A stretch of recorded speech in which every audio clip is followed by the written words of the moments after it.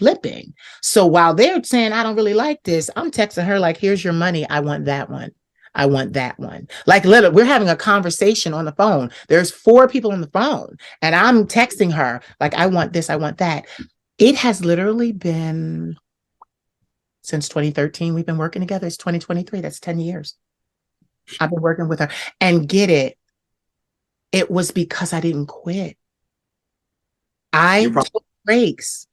You probably made her better too. Oh, get it. We listen, we the dream team now. When I tell you we the dream team now, we're the dream team. Like she's like a sister to me now. She really is a sister to me. And it's like we talk. When we talk, we talk. So it's just like, and and she's like, and she always says to me, you're bigger than Instagram. You're bigger than this. You're bigger than that. And I'm going to be very candid. I always tell her, I said, baby, I know. I said, but the problem is my supporters. I got all these supporters. Get this. Right now, I have about 128,000 subscribers on Instagram that actually hit the follow button. But when it comes to impressions and accounts, I'm in the millions. That's why I always post my insights, because I want people to see y'all can think what you want about these low scores.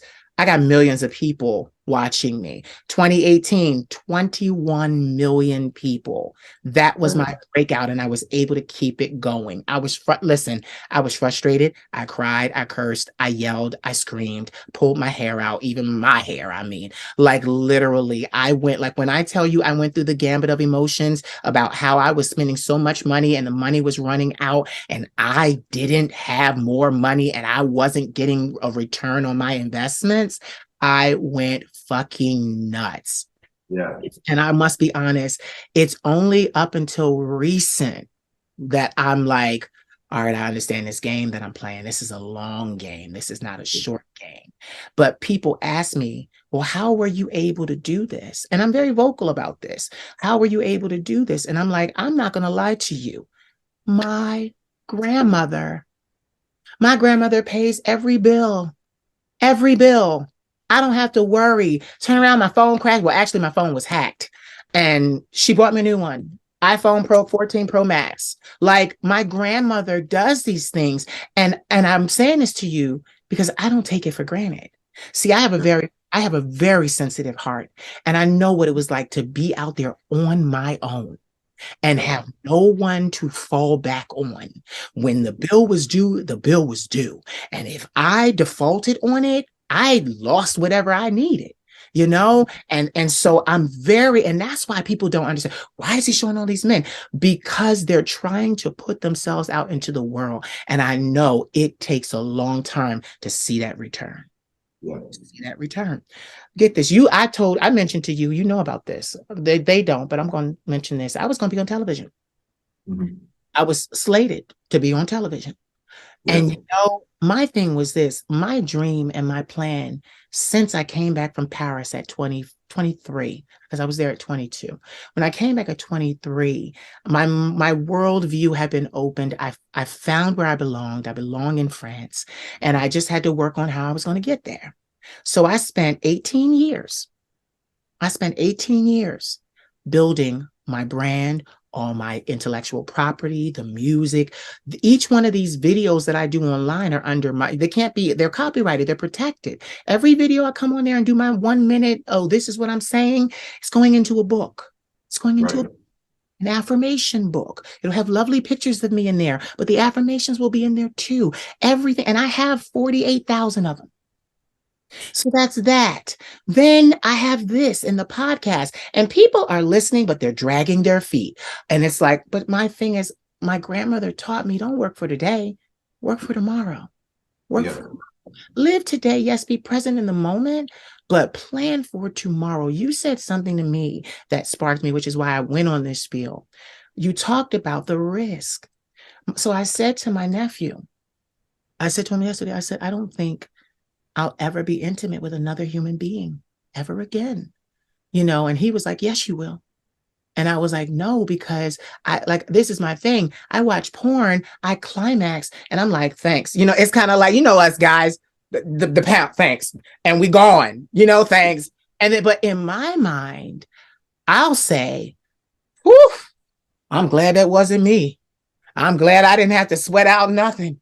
I'm glad I didn't have, yeah, like they don't understand. Like when you said that, it tugged my heartstrings because I was like, I know the feeling. I'm like, they don't understand. Like you got to, and then you said something else. You may not, this person could be beautiful in front of you. You may not be attracted to them. It just doesn't happen.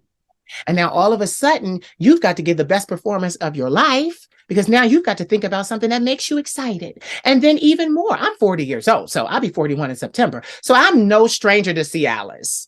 I'm no stranger to popping a Viagra, even though I don't need them. I like to be prepared.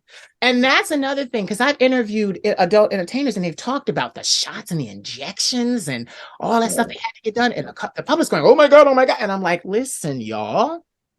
Entertainment is a multi-billion-dollar business. Why do you think you never see A-list stars shunning the porn community? Drake's baby mom, I hate to speak on him because he's gonna be like, keep my name out your mouth. But Drake's baby's mother was considered a French porn star. You know, she was considered, I don't know, allegedly, I will say. But they was, oh, she's allegedly a French porn star. But they don't discriminate because we're all in this. We all peddling. Let me tell you something. These girls, they know if they come out with an album, their tits better be out. Yeah. Look at Janelle Monáe. She's doing this whole freedom thing now. Releases that album for Pride. We saw a full nipple. She talked about being a lipstick lesbian. She's letting it out. And she's having a huge success because she gets to be herself. Yeah. But she worked many years, just like we are, all buttoned up. You know, she always wore that black and white, always the suit. They never got to see, because even being under a label, you're somebody else's creation. Mm-hmm. So when we decide to do it on our own because we don't want to put up with the bullshit, mm-hmm. It does do better, but it takes longer to do it.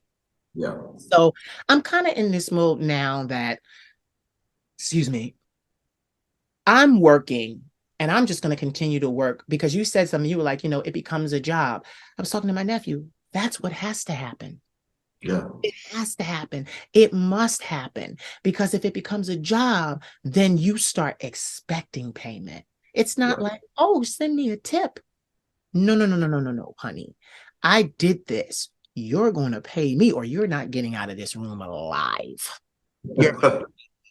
You know, like my nephew, because he said to me, he's like, Unc, he said, as pretty as you are, you're such a nigga about your money. Like I am. I'm so hard when it comes to my money. Like yeah, because like, and he got to see that and he's like, I know why you're that way. Because it's not necessarily the money. It's what the money allows me to do. Mm-hmm. For myself and for everybody that I love. Mm-hmm. Like that, I will do this until the day I die. And that's the thing. And my grandmother used to say to me when I first started, because I used to have a lot of meltdowns. Mm-hmm. At one point, I was going to sell out part of my catalog, and she got mad at me and was like, don't do that. I was like, we just need some money. She was like, no, don't do that. It'll be worth it in the long run. Just come on. So like, she really taught me. She said, listen, you got to be committed to this thing. This is what you want to do with your life. This is what you've chosen. That's the word. What you've chosen to do with your life. So she said, you've got to be in this, whether you pass or fail. And that's what people don't do. And then she said, and when you fail, you start right over, but you're not starting from the beginning. You're starting with experience because you did it before. Right. And it came true in my life, because when COVID happened, my one LLC went kaput. Right. I didn't go bankrupt, but I had to disillusion it. So I turned around and was like, I was feeling all kinds of bad. I'm like, yo, like I put so much into this company, the licensing, just everything. I was like, oh my God, like I can't have, my business not just be me as a regular person, because then you can't hide your assets. Companies help you hide your assets. Yeah. So what I did was, towards the end of COVID, I got my money together. It was hard, but and get this, people don't know this. During COVID, some of my supporters held me down. When I tell you held me down, I've never publicly said this, but I had about 3 clients that booked me for mentorship. I'm $250 an hour. Right. They called, Sean, 3 people called me every day the entire pandemic. Nice. Exactly. That's good money right there. 3 people out of Yeah. all the 100,000 that I've had. 3 Yep. people religiously called me every day Yep. so that I could afford to pay my bills. That And adds up. it was with that money that I was able to start the Queen of Shade Entertainment LLC, which is the Mhm. reason I'm sitting here.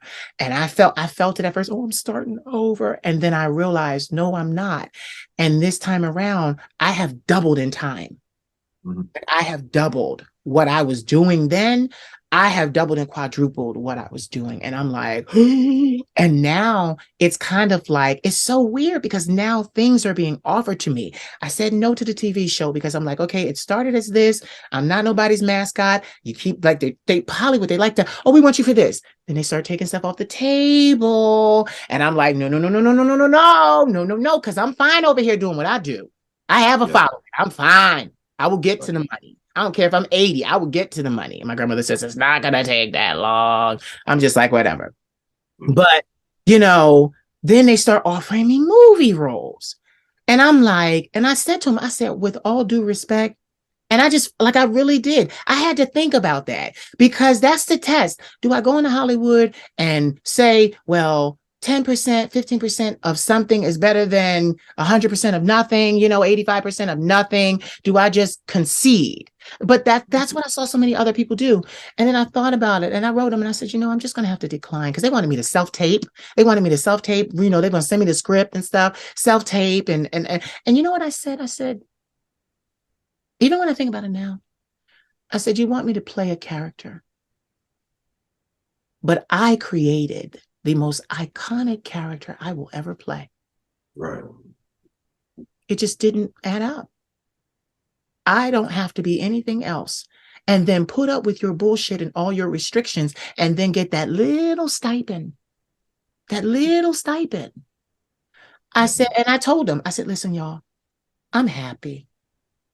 I said, I'm happy. I do what I do on my own terms. I haven't worked for anybody since 08, 09. I've been able to be a full-time creative since 09. I said, Right. listen, my bills get paid. I mean, I have everything I want, but hello, I don't come to this camera shabby. I don't come to this Mhm. camera shabby. We know how to reinvest into the brand, and that's what we do. So they were like, are you sure?